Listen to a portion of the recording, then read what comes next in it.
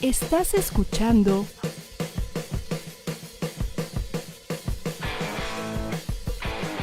ADR Networks.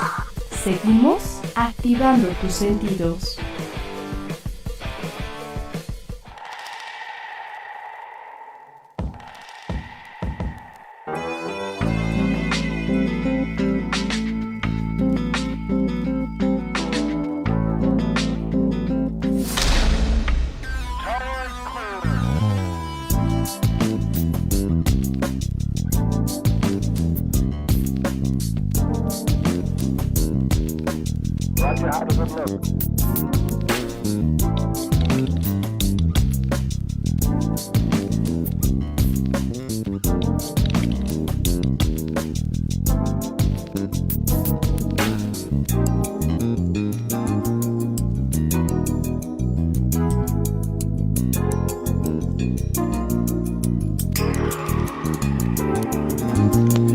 ¿Qué tal? ¿Cómo le va? ¿Cómo le va? Muy buenas tardes, muy buenas tardes. Qué bueno que está con nosotros. Gracias. Bienvenido a una emisión más de Temas y más temas, y en este lunes, iniciando semana, con mucha energía y con muchos temas. Así es que ya estamos listos para empezar. Bueno, pues mire, aquí ve usted en su pantalla, digamos que la imagen grata de esta transmisión es de la doctora Ana Laura Montiel, que es una experta, es directora general de comunicación e imagen, y con un muy largo currículum. Es egresada de la UNAM, ¿no, doctora? Así es. Digamos que orgullosa egresada de la UNAM, y con maestría y doctorado en estos temas.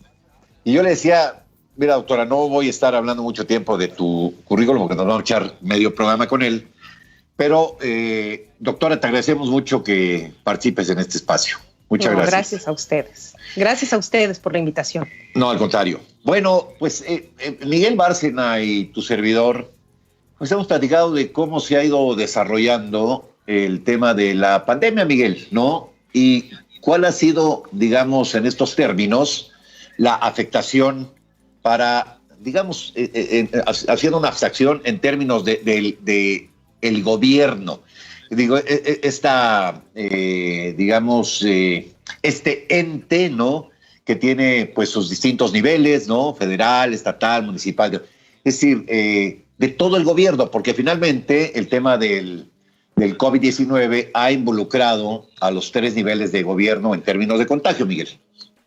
Sí, así es, y hemos visto que pues ha habido una comunicación poco eficiente, sobre todo al principio, para posicionar el mensaje, que por un lado quería dar el sector salud a través del doctor López-Gatell, y la imagen a través de sus acciones que daba el propio López Obrador, y por otro lado las acciones que también llevaba a cabo cada uno de los gobernadores, sobre todo los del PAN en el norte, Alfaro en Jalisco y el Bronco en Nuevo León.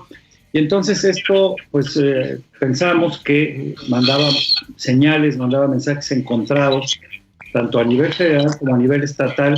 No había una unidad, por lo tanto tampoco el mensaje era eficiente. ¿Cómo has visto, a propósito de esto, digamos, en términos de esto, ¿no, doctora? Luego hablaremos quizá del gobierno federal y de su vocero, pero ¿cómo ves la imagen que hay de la sociedad, ¿no?, del ciudadano de a pie, ¿no?, del ciudadano de a pie, de los periodistas, de los intelectuales, de los propios políticos, de cómo se ha estado manejando este asunto?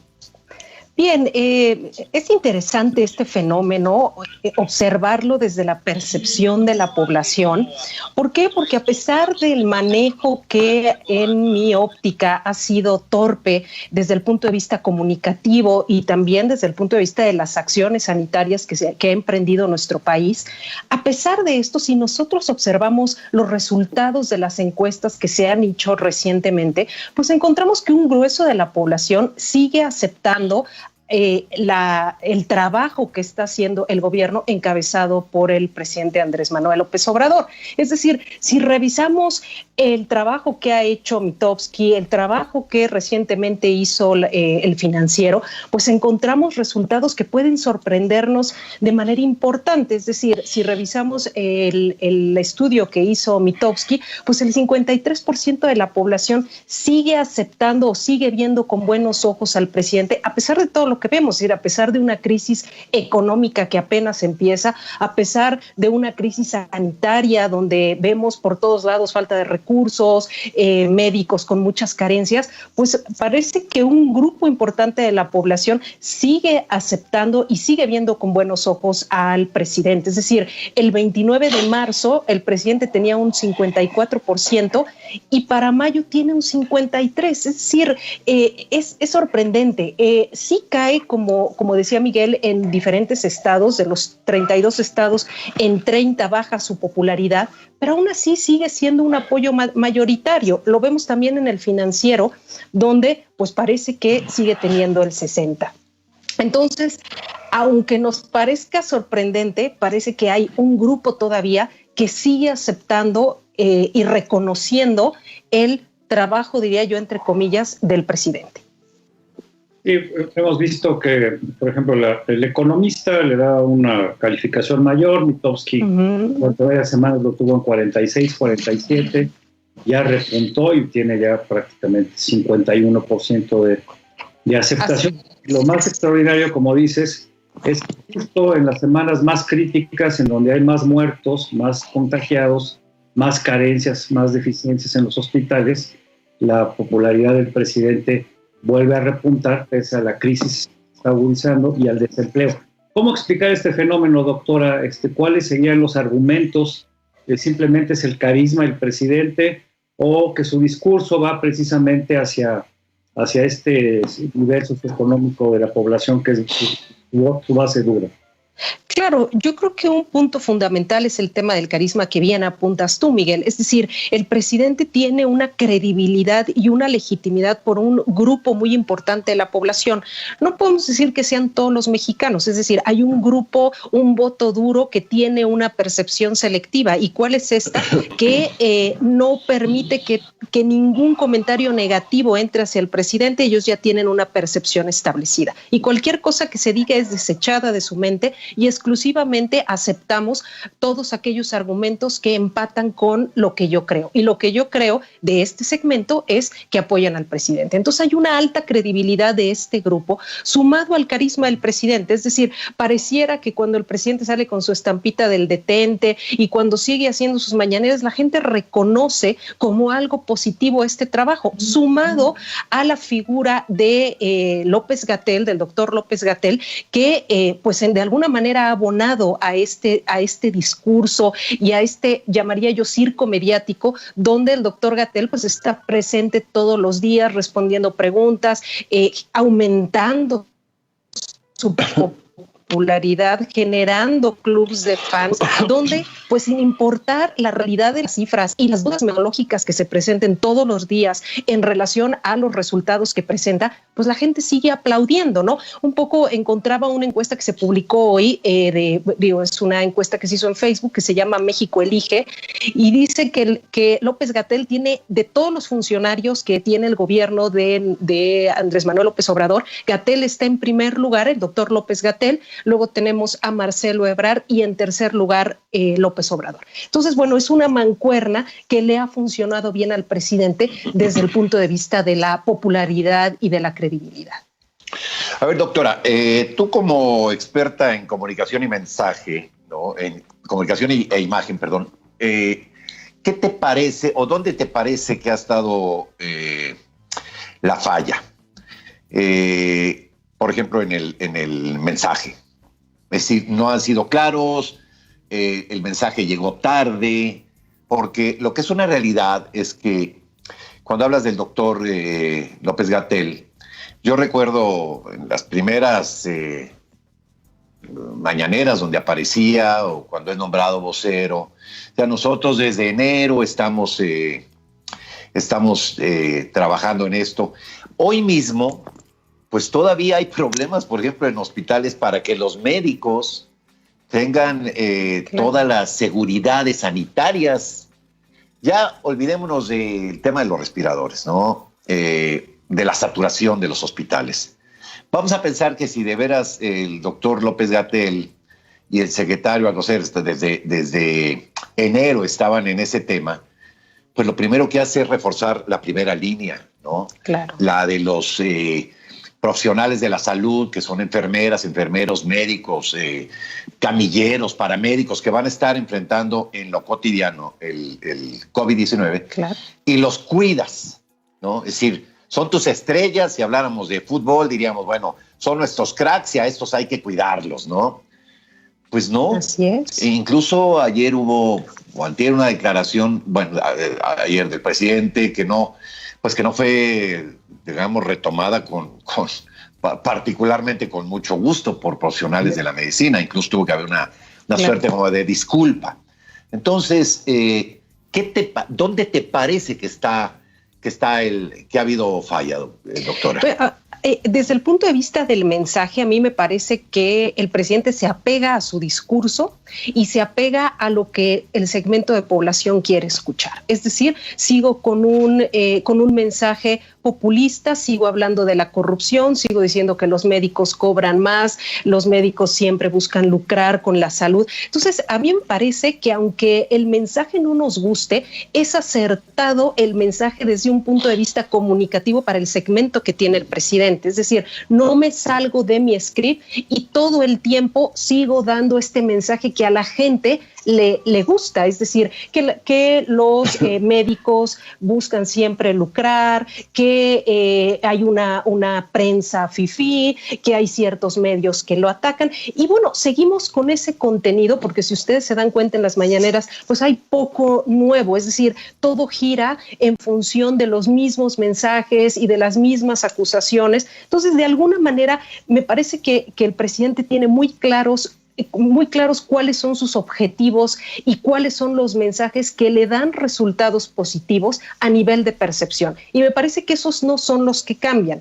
Quizás si nosotros trabajáramos con un presidente diferente, pues buscaríamos que los datos fueran mucho más aterrizados, mucho más reales, con una previsión sanitaria previa. Pero evidentemente, bueno, pues no, esto no empata con el presidente. Es decir, si no estás de acuerdo conmigo, estás contra mí. Entonces, bueno, pues él prefiere tener este discurso populista que le sigue dando muchos resultados y que además esta credibilidad y esta certidumbre que da a la gente, pues la hereda el doctor López-Gatell y continúa con este discurso que la gente sigue aplaudiendo. Y si ustedes ven en redes sociales, pues tiene un club de fans y cuando no es el día de las madres, pues hace un evento y si es el Día del Niño, pues les habla a los niños y si no lee un poema. O lee poesía, ¿no? Claro, y le va muy bien. Eso es lo sorprendente, que le va bien. Es decir, en redes sociales la gente lo apoya o quiero que dejar claro, un segmento de la población lo apoya. Pero yo ahí discrepo contigo. Por ejemplo, en Twitter, López Obrador tiene perdida la batalla desde hace mucho. Todas las encuestas que se hacen, los que están en contra son arriba del 70-80%. Que hay que saber que Twitter es una red social que toda la clase media hacia arriba, con un nivel socioeconómico y sobre todo cultural mucho más alto. A mí lo que me sorprende, en Facebook todavía tiene ahí, más o menos se defiende. Sí, por supuesto. Y contando que hay muchos bots y unlovers. Claro. Pero lo que me llama la atención es el grupo, su base, el grupo voto duro, que generalmente está en comunidades rurales, de escasos recursos. Es obvio que es gente que no se expone a los medios masivos tradicionales y que también por cuestiones de tecnología y de ingreso tampoco se exponen a las redes sociales. López Obrador, su principal estrategia de comunicación con ese sector es precisamente ir de pueblo en pueblo, por eso no abandona esas giras que le dan mucho éxito y que aunque ya lleva año y medio como presidente sigue repitiendo líneas para candidato. Entonces mantiene ese voto duro. Yo siento que ha perdido la simpatía de los que votaron por él, que era clase media, que creyó que era una opción y que los ha ido decepcionando por todas las decisiones que ha tenido. Ahora, no olvidemos que hace un año López Obrador tenía cercano al 80%, 70%, y aunque hoy prácticamente tiene la mitad, pues estaríamos hablando de un presidente que ha ido perdiendo, el político ha perdido más de 20 puntos en el tiempo que lleva gobernando. Y lo más grave que yo veo es que precisamente, si nos fuéramos estas encuestas de Mitofsky, el Economista y la del Financiero, tenemos una sociedad perfectamente polarizada y perfectamente dividida, que es un riesgo en todo sentido, ¿no? Por la confrontación que implica no solo en redes, de manera verbal, que cada vez es más agreste, sino que esto pudiera trasladarse cuando la crisis realmente nos explote en toda su dimensión, sobre todo la crisis económica, la falta de empleo. Esto me preocupa mucho porque puede generar situaciones violentas. Totalmente de acuerdo, es decir, y coincido contigo, Miguel, Twitter es una red social para un grupo que tiene educación universitaria, para un grupo de personas que está constantemente cuestionando la actividad del presidente, y evidentemente en ese segmento de población su popularidad se ha desgastado mucho. A diferencia, por ejemplo, de Facebook, donde hay un grupo mucho más amplio de la población que se informa de una manera distinta. Y efectivamente, lo que tú dices, sí ha perdido popularidad en las encuestas, pero debemos tomar en consideración que el poder desgasta y que era de esperarse que el presidente fuera perdiendo popularidad. Si comparáramos con otros presidentes, pues evidentemente el tope con el que llegan no es el mismo pasando el tiempo. A mí sí me sorprende que a pesar de la pandemia, de la crisis económica, del caos que estamos viviendo, Andrés Manuel siga manteniendo en las encuestas, que digamos que tiene acceso a una población mucho más amplia, pueda mantener aún esta aceptación y esta credibilidad, a pesar de que pues las personas que lo pueden analizar con datos duros, con cifras y de una manera mucho más analítica, se da cuenta de que la situación es muy complicada. Entonces es sorprendente y es motivo, digamos, de un análisis mucho más profundo, revisar qué es lo que mueve a los mexicanos para tener una imagen tan limpia y tan, digamos, devota de un ser humano que comete errores constantemente, que es muy reacio a recibir opiniones, que si no estás conmigo, estás en contra de mí, y la gente lo sigue aceptando. Es decir, ¿qué es lo que pasa? Yo diría que una de las respuestas a esto pues es el carisma y el trabajo que ha hecho durante muchos años con poblaciones de bajos recursos que tienen esperanza y que creen que es nuestra única salvación. Fíjate que ayer yo veía y escuchaba una mesa redonda con varios analistas, un poco a propósito de lo que dices, doctora, ¿no? Que tocaban ese mismo tema, ¿no? Con Carlos Loret estaba Castañeda, Aguilar Camín, Krause y María Amparo Casar. Claro. Entonces decían cómo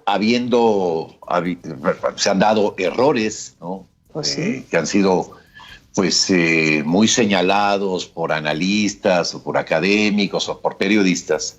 El presidente sigue manteniendo estos niveles de aceptación y de popularidad. Y entonces decía que pues había que explicar lo que estaba pasando en el país. Es decir, no lo entendía yo como un llamado a entérense de lo malo que está haciendo, sino que poco lo que decía Miguel, es decir, hay una franja poco informada, ¿no?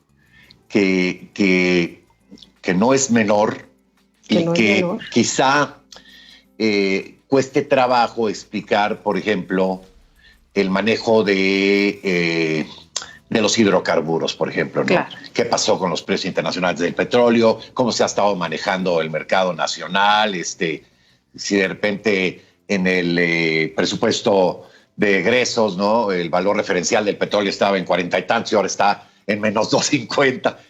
A esas personas no les importa, ¿no? Entonces, ¿qué les importa? Pues les importa que el hijo que no tuvo oportunidad de trabajar o estudiar reciba a lo mejor una beca de 3.600 pesos al mes, o la abuelita reciba 2.000 pesos o 1.500, no sé. Entonces, esto pues es el impacto en su realidad, doctora, ¿no? Exacto. No, es decir, el impacto el impacto duro, yo creo, siempre es en el bolsillo, doctora. Me digo más allá de la inseguridad y de la salud, claro, ¿no? La educación, ¿no? Pero el impacto cotidiano, el día a día, es en el bolsillo, doctora. Claro. Y yo creo que él, previendo eso, pues ha trabajado todos estos estímulos que da a diferentes segmentos de la población, desde los jóvenes, con estas becas donde los chicos pues reciben una cantidad por prácticamente no hacer nada, los adultos mayores, las madres solteras. Es precisamente este segmento del que comentamos, del que comenta Miguel, que no tiene quizá acceso a un análisis mucho más profundo de lo que está pasando, pero que se conforma o que considera que con este recurso que llega a su bolsillo y que le permite darle mejor de comer a su familia, pues es suficiente, y es en gran medida debido al apoyo que tiene o al respaldo que tiene con el presidente, ¿no? Al apoyo que le da el presidente. Doctora, más allá, Miguel, más allá de que pudiera calificarse como una política populista, no lo hacían los otros gobiernos. Sí, no lo hacían los panistas, no lo hacían los priistas, más allá de sus propios errores, Miguel. Pero, a ver, es una realidad. Estas personas... Es decir, no hablo de la macroeconomía, ¿no? Y de cómo va la macroeconomía. Pero, a ver, doctora Miguel, es una realidad que una persona que durante años, que vivía a la mejor allá en los altos de Chiapas, nunca la pelaban, y que de repente llega un gobierno y dice, le vamos a dar a tu hijo, y a tu abuelita. Pues claro que les va mejor a ellos en lo personal. No sé cómo le vaya a ir al final al país, Miguel, doctora. Pero hay una realidad que es esa. Siempre ha habido este tipo de apoyos, pero estaban estructurados de una manera diferente, a través de Prospera, a través de Solidaridad, a través de los comedores comunitarios, a través del propio Seguro Popular, en fin. El cambio de estrategia de López Obrador es que la gente identifique y agradezca que es él el que directamente les da el dinero, sin intermediarios que supuestamente se lo robaban, aunque hoy sabemos que también se lo siguen robando porque faltan los camiones que van en efectivo, que llevan el efectivo, y van ordeñando. Y a mí me ha tocado estar en giras con López Obrador donde la gente le reclama porque no le llega el recurso. Entonces, si hay un sector que, aunque en el papel está siendo beneficiado, en la práctica todavía no lo recibe. Por eso se queja tanto López Obrador y su equipo de que el gobierno no estaba preparado para atender a los pobres, que no había una infraestructura, por eso el cambio de Bansefi y de tener más sucursales, en fin. Y el problema que yo veo, no sé cómo lo vean ustedes, es que en la medida en que entremos en una mayor crisis económica, en que haya más desempleo, en que haya menos pago de impuestos o menos recaudación fiscal, el gobierno cada vez va a tener menos dinero para repartir. ¿Por qué? Porque la gente no va a tener empleo, no tiene empleo, no puede consumir, al no consumir no paga impuestos, al no haber impuestos no hay presupuestos que alcance, y por eso el seguir deteriorando la institucionalidad, el aparato gubernamental, que no sirve de mucho, porque lo único que generan es ineficiencia, pero no resuelve el problema. Entonces, habrá que ver qué sucede el próximo año, cuando la situación económica afecte e impacte y muchos no reciban o reciban menos. El problema va a ser que va a haber cada vez más gente que va a estar en una situación de necesidad real y que no va a haber para ellos. Claro. Entonces, yo creo que las cosas, todavía falta mucho, pero yo creo que las cosas de aquí a junio del año entrante, cuando sea el proceso electoral, pueden cambiar y pueden influir. Yo desde ahora te diría que no creo que Morena pudiera tener los porcentajes de votación que tuvo hace 2 años, en principio porque no está López Obrador, en segundo por la crisis, los errores y por el voto que ha ido perdiendo en clase media, que sin duda pues ya no está con él, no tiene interés de apoyarlo. Yo pienso que esto se va a ir deteriorando, porque además todavía no estamos viendo los números de abril en términos de desempleo, en términos de recaudación fiscal. Mucha gente ha estado pagando porque quieren que les devuelvan lo que tienen de exceder, claro, ¿no? La devolución que tienen a su favor. Entonces yo creo que los próximos 2 meses van a ser muy importantes para ver realmente cuál es el daño al aparato productivo, a la economía, y entonces ver también cuál es el impacto que va a tener en la población, en la popularidad del presidente y en sus perspectivas de aquí al año entrante cuando empiece el proceso electoral. Claro, a mí también me parece que estos 2 meses van a ser muy importantes. Antes de la pandemia, pues esto parecía que digamos, el triunfo de Morena, pues parecía inminente. No había nada que nos hiciera cambiar de opinión respecto a los resultados que podía tener en el 21. Y sin embargo, bueno, a partir de esto, pues sí vemos que tanto el presidente como el partido, pues ha tenido un descenso en los apoyos y en la credibilidad de la gente. Yo creo que estos 2 meses que vienen, pues van a ser decisivos para que la gente pueda percibir en su bolsillo cómo están funcionando las cosas y a partir de eso pueda tomar decisiones, sumado a otro segmento de población que lo ha apoyado y que se siente profundamente decepcionado, es decir, estas clases medias, estos microempresarios que apoyaron al presidente en la elección y que a lo mejor no votaron por él, pero lo seguían apoyando, y ahora con todas estas prácticas en las cuales ha desconfiado de los empresarios y no ha habido ningún recurso económico para ellos, pues ese también es un grupo de población que sin duda pues va a restar apoyos para el 21, tanto para Morena como para el presidente. ¿Me dejan hacer una pausa? ¿Me dejan Claro. ir a un corte? Muchas gracias. Muchas gracias. Déjeme saludar. José Antonio López Sosa, muchas gracias, José Antonio. Paloma Octavio Paz, muchas gracias. Morena Castro, gracias. Servando González, un abrazo, Servando. Vamos a una pausa. Estamos aquí en... Temas y más temas, no se vaya, enseguida vamos.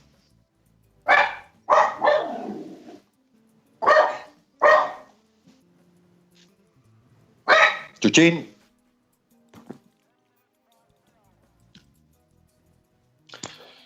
A ver, ¿tenemos Estamos. algún...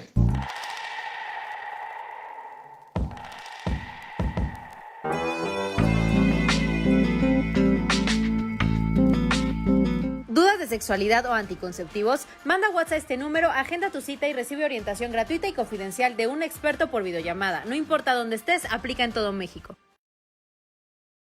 2020, una nueva década para compartirla con todos ustedes. Yo te quiero invitar a que me acompañes en nuestro programa La Voz de tus Ángeles, todos los miércoles en punto de las 9 de la mañana, donde tenemos muchos temas de interés de desarrollo humano para ti y de tu corazón interno. Así que yo te espero. Mi nombre es Verónica Béjar, consultora de ángeles. ¿En dónde? Aquí en ADR Networks, activando tus sentidos.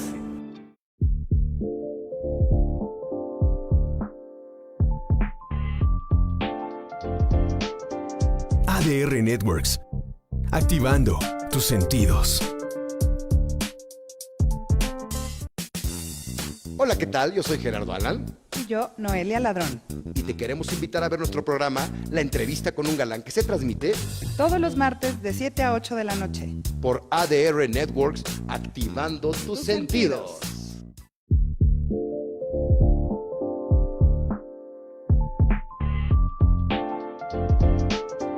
ADR Networks, activando tus sentidos. Ya ves, Susana, por tus confesiones nos cambiaron de horario. Pues ahora seremos más provocativos con temas de actualidad. Los esperamos todos los miércoles de 4 a 5 de la tarde, tus amigos Susana Sánchez, y Manu Martínez en ADR Networks. activando tus sentidos.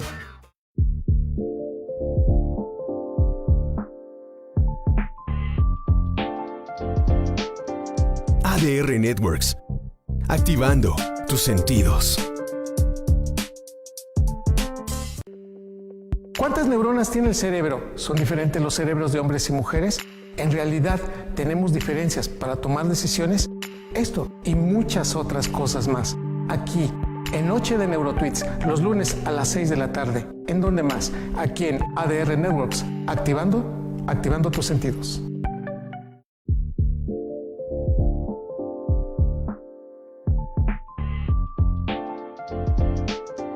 ADR Networks, activando tus sentidos. Mi nombre es César Alcántara. Y el mío, Ramón Martínez. Te invitamos todos los jueves en punto de las 5 de la tarde a tu programa De la Muerte a la Vida por ADR Networks, activando tus sentidos.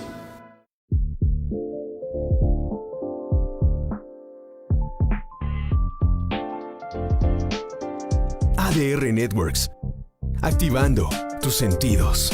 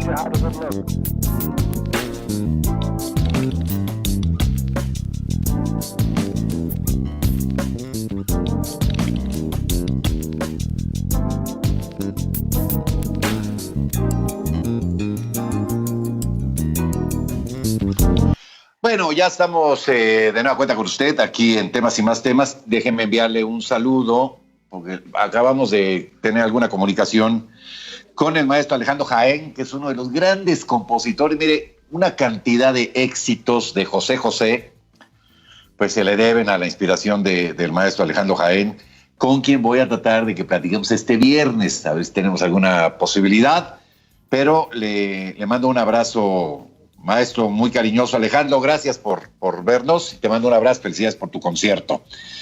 Bueno, y digamos que irremediablemente, ¿no? Tiene uno que direccionarse hacia la próxima fecha política importante del país, que es el 2021, doctora, ¿no? Uh-huh. ¿Tú crees que vaya a haber alguna afectación en términos de la composición del terreno parlamentario con lo que ha pasado? No solamente el tema del COVID-19, ¿no?, sino lo que se va a sumar o lo que se ha ido sumando. Es decir, el tema económico, la pérdida de, algunos hablan del 7 hasta el 10, algunos van hasta el 12 del Producto Interno Bruto, todo esto, pues, ¿no? ¿Te parece que va a haber realmente un impacto fuerte en términos de la votación? Sí, a mí parece que sin duda lo va a haber. Es decir, en otro espacio que comentamos los viernes, cuál ha sido la evolución que ha tenido el presidente y el partido, pues les decía que no había ningún elemento como para pensar que Morena perdiera algún espacio en el 2021, pero a partir de todo lo que se ha venido dando, como bien dices, no solo el tema del COVID, sino todo lo que se va a desprender de esto, el petróleo, la economía, la crisis mundial económica, pues evidentemente esto va a mermar en el bolsillo de la gente y yo creo que la reconfiguración política pues va a tener cambios importantes. Lo estamos viendo ahorita, ¿no? Es decir, de los 32 estados, 30 ha bajado la popularidad del presidente y por tanto del partido. Entonces, sin duda alguna, es interesante observar cuál va a ser el cambio. Hace unos 5 meses, pues pensábamos que si tú estabas en Morena o que querías ser candidato, pues tendrías prácticamente todo resuelto. Hoy en día no es así. El cambio más importante, digamos, a nivel de popularidad, por ejemplo, es en la Ciudad de México, donde sí se ha visto modificado, pero digamos, para la respuesta que me pregunta Enrique, pues sin duda alguna me parece que va a haber una reconfiguración del poder político en el 2021, sin duda alguna.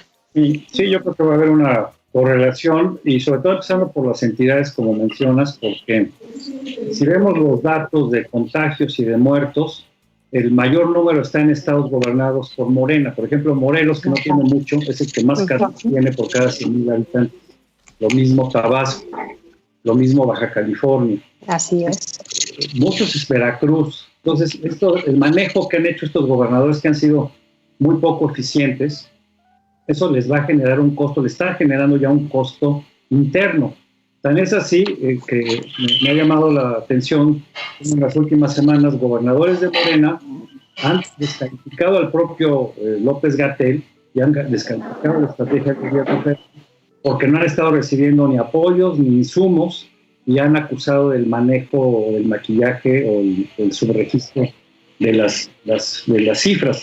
Entonces yo pienso que además de la pérdida que pueda tener Morena el año que entra a nivel federal, en el Congreso Federal, va a empezar a tener también mermas en los congresos estatales, claro, en las elecciones internas para municipios, regidores, etcétera.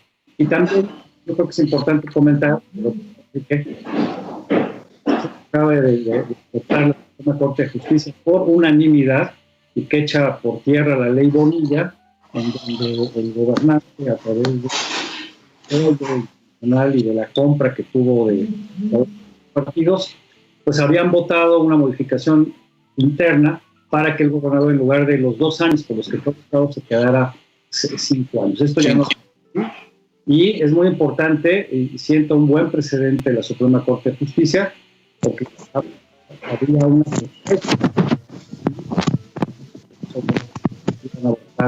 favor, pues no, el voto es unánime y además la consigna que hacen es muy interesante en el sentido que dicen que se trató de un fraude a la Constitución y a la democracia y por lo tanto no podía ser aprobado, no podía ser permitido. Entonces me parece que es un buen mensaje el que da la Suprema Corte porque es por unanimidad, ¿no?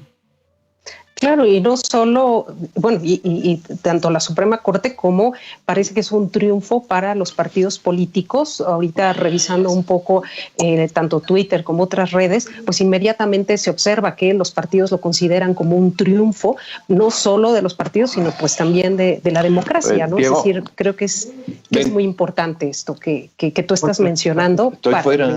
Me parece que vuelve a quedar mal es la secretaria de Gobierno, doña Olga Sánchez Florero, como le dicen, porque pues hay que recordar que ella estuvo en la toma de posesión de Bonilla el año pasado y en una transmisión en vivo en Facebook Live, no soy yo, supuestamente ya no sabía, pues había dicho que este criterio en la Corte iba a prevalecer, como casi dándole el aval al gobernador. Claro. Y pues me da pena porque es una mujer, como ministra de la Suprema Corte, con un personaje importante y que desde mi punto de vista ahora como funcionaria pública pues ha ido deteriorando ese prestigio precisamente por declaraciones como esta. Hablábamos de Olga Sánchez Cordero, que también esta decisión de la Corte, Enrique, pues la deja mal parada porque ella de alguna manera había estado en California dándole el espaldarazo al gobernador, ¿no? Yo creo que es que desde el principio fue una decisión inapropiada, ¿no? Claro. Porque tú podrías estar o votar por Bonilla, ¿no? Pero 2 años, y no necesariamente el que votó 2 años quiere tener los 5. Es decir, aún quienes en su oportunidad hubieran votado a favor de la fórmula de él, pues una cosa es que te pidan que votes por un hombre de 2 años y otra cosa es que decidan ellos que se van a quedar 5, ¿no? Eso claro. Me parecía que era un abuso de la buena fe y de la confianza que hubieran depositado en alguien, porque pues yo te puedo prestar un dinero a 2 meses, pero eso no significa que necesariamente acepte que me lo pagues en 5, ¿no? Porque tú decidas de manera unilateral. Así es que a mí sí, efectivamente me pareció, y no me da gusto por él o no, me da gusto porque me parece que es una muestra de la independencia del Poder Judicial, doctora.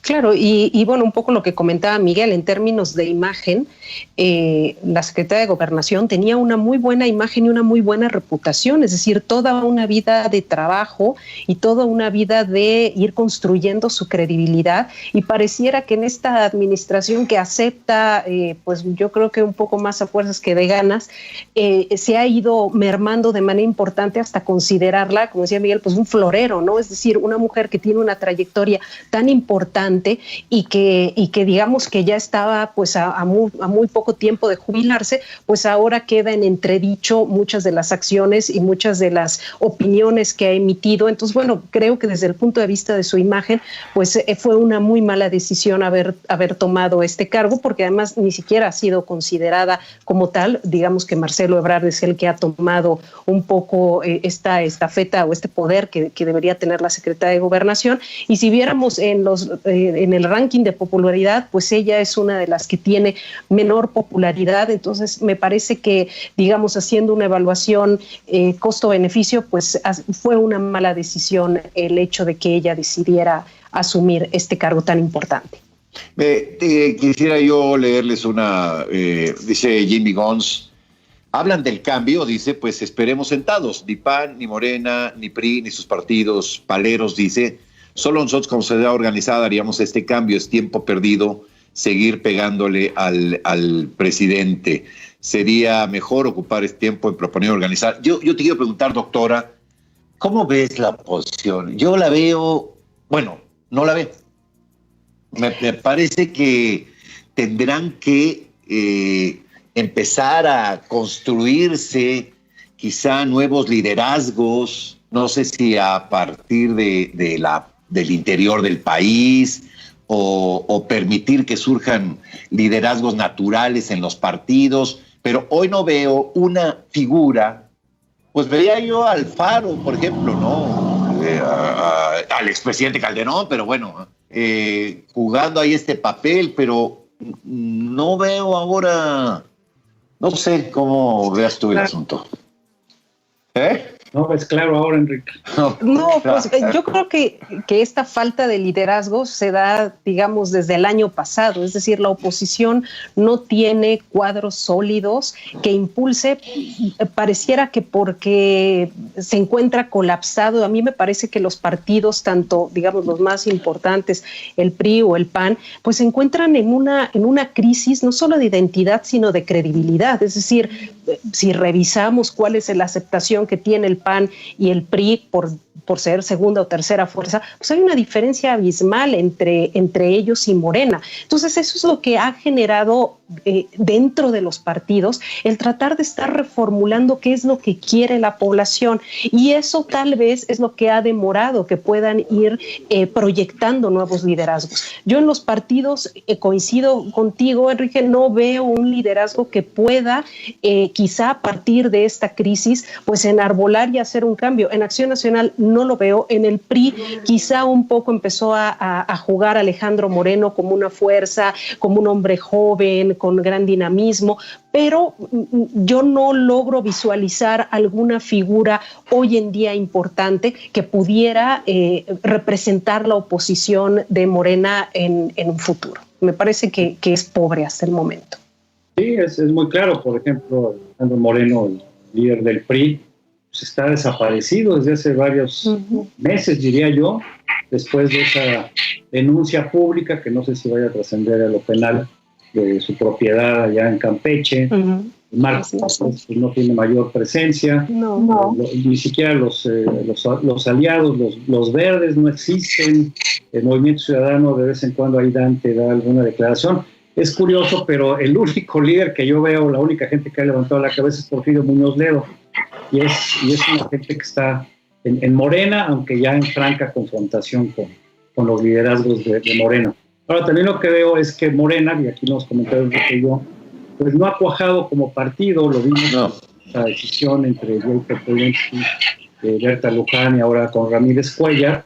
Y Morena también está pues hecho a un lado como partido. Como López Obrador está muy ocupado con la presidencia, no sé qué tanto se meta o se piensa meter en el partido, que además, si son los mismos que venían del PRD y antes del PRI, pues ya sabemos cómo se las gastan a la hora de buscar los cargos de elección popular, sobre todo por el tema del control del dinero y del poder. Esto que pasa en Baja California es importante porque también puede ayudar a recomponer esta correlación de fuerzas que ya hablábamos, no solo en los congresos locales y el federal, sino también de cara a las elecciones gubernamentales que se van a presentar en varias entidades. Y también hay que ver cuál va a ser el costo de Manuel Bartlett, ¿no? Ayer nuevamente es noticia porque junto con Jesús Hernández Torres, es un colaborador de muchos años de Bartlett. Cuando Bartlett fue secretario de Gobernación, él fue director de RTC, Radio, Televisión y Cinematografía, fue oficial mayor con él en la SEP, tuvo un cargo importante durante la campaña de la gubernatura de Puebla, después dentro del gobierno, luego como asesor de Bartlett en el Senado, y ahora nos enteramos que es socio del hijo en un inmobiliario que viene de muchos años atrás y que la casa de campaña después del presidente electo se la rentaban 130,000 pesos mensuales, lo cual no es poca cosa, en la colonia Roma, y después se la vendieron a Morena. Entonces, yo no sé qué tanto le convenga al presidente y al partido seguir manteniendo a toda costa a un personaje como Manuel Bartlett, y ahora también se habla de Rocío Nale.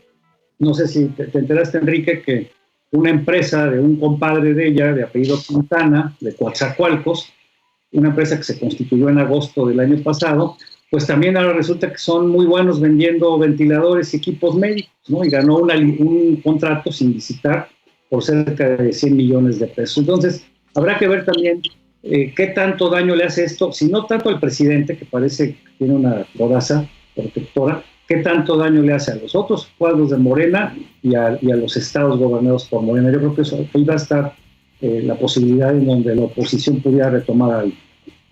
Sí, podría ser, aunque bueno, parece que en nuestro país pues estamos acostumbrados mucho a este tipo de escándalos y bueno, pues no pasa nada. Es decir, la semana pasada tuvimos todo este tema de los respiradores y de la venta de estos altos costos y bueno, pues parece que esto no es registrado por la gente. Es decir, se quedan con esta idea de todo es la mafia del poder y son estos medios que engañan y bueno, ojalá pudiera ser así, como dice Miguel, ojalá esto impactara e hiciera conciencia en la población, pero me parece que este tipo, digamos, de acontecimientos no marcan de manera definitiva. Necesitamos digamos, si la pandemia no es un parteaguas, no sé qué más necesitamos para que la población realmente tome conciencia y se dé cuenta de que, pues, de que hay muchas irregularidades que también deben ser cobradas en el 2021. A mí se me ocurría un escenario factible, no sé si ustedes lo vean posible, que pudiera haber una reunión de partidos, una unificación, ir juntos en no pocos cargos de elección popular y a lo mejor una gran coalición de centro, ¿no? En las elecciones del próximo 21. Digamos que históricamente, ¿no? Una de las fórmulas que han tenido países para equilibrar en su propia lógica, ¿no? La geometría política, pues es irse hacia el centro, ¿no? Y hacer una coalición. ¿Lo ves factible, doctor? Pues bueno, siempre ha habido intentos de coalición, yo no lo veo mal, pero creo que todo tiene que estar en función de un líder importante que pueda conjuntar digamos, el grupo de población que tiene, o el segmento, o el voto duro que tiene cada uno de los partidos. Y ahí es un reto muy importante, es decir, una figura que lo mismo se identifique los rojos, los verdes, los amarillos, los azules. Eso creo que es lo más complicado, ¿no? Que todos coincidan con una bandera. Puedes tener una bandera, pero ¿cuál será el liderazgo que la va a ondear? Yo creo que ahí es el gran reto, es decir, ¿dónde está este líder que pueda representar a todas estas fuerzas y salir victorioso en un futuro electoral? Por ejemplo, en Colima, la última vez que estuve en Colima, platicamos con el senador Preciado, hoy diputado Preciado, pues ellos no descartan aliarse con el PRI. O sea, ¿no? Sí. ¿no? Con tal de mantener la gubernatura, claro, aunque habrá que ver qué tan fuerte está Morena, porque curiosamente la capital la gobierna un alcalde de Movimiento Ciudadano, pero Morena tiene el Congreso y el PAN tiene, el PRI tiene la gubernatura. Entonces, pues yo creo que todavía ahí van a pasar muchas cosas que pueden cambiar.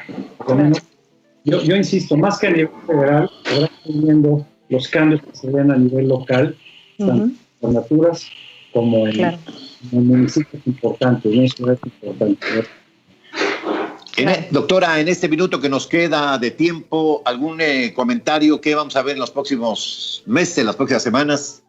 Pues yo creo que estar muy alertas en la información que está dando las autoridades en relación a cómo va avanzando la pandemia, un poco también estar atentos a cuándo vamos a poder un poco ir adaptando a los diferentes estados las actividades. Yo creo que esto es muy importante, pero desde el punto de vista político hay que estar atento a las encuestas para estar midiendo cuál es la percepción, los cambios que hay en la percepción de la población, cómo están viendo y cómo esto está afectando su economía, sus actividades cotidianas. Yo creo que hay que estar más que nunca apegado a los medios de comunicación para estar informándonos y tomar la mayor cantidad de decisiones posibles.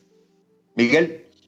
Sí, coincido contigo, hay que estar muy alertas porque además como el gobierno ha estado dando palos de ciego, porque si no tienen una certeza de cuántos casos hay, y no saben realmente ni siquiera cuántos se han muerto por COVID, porque unos son los que se mueren en los hospitales,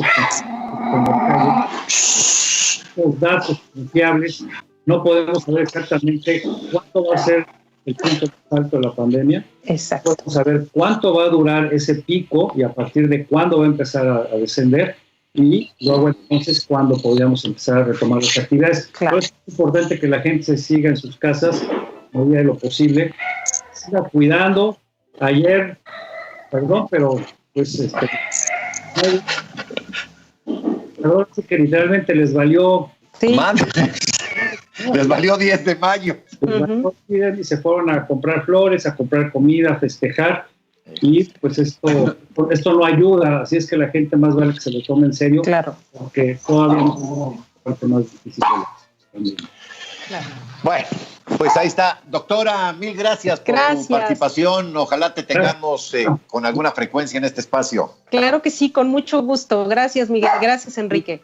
Muchas gracias a la doctora Ana Laura Montiel, una experta en comunicación e imagen. Gracias, Miguel. Gracias. Enrique. Hasta luego. Gracias a Chiquín Juárez, Jimena Vargas, gracias Mitch en la producción y el apoyo. Yo soy Enrique Lascano, en nombre de Miguel Bárcena, de la doctora Montiel y de todo este equipo de trabajo. Que tenga usted una venturosa tarde. Muchas gracias. Hasta pronto, buenas tardes. Estás escuchando